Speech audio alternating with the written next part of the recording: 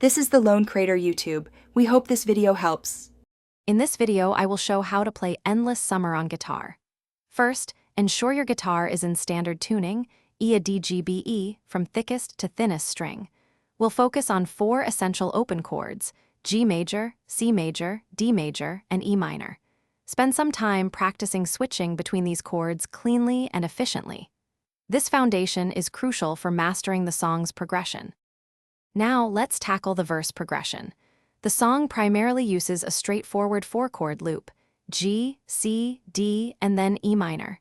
For the strumming, try a basic down-down-up-up-down-up pattern, repeating it for each chord.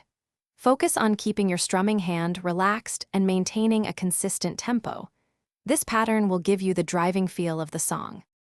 Moving into the chorus, you'll notice a slight shift in emphasis, often highlighting the D and G chords with a bit more energy. The bridge section might introduce a new chord, perhaps in a minor, adding a fresh sound before returning to the main theme. Remember to vary your strumming intensity to match the song's dynamics, making the chorus feel bigger and more impactful. To truly master Endless Summer, consistent practice is key.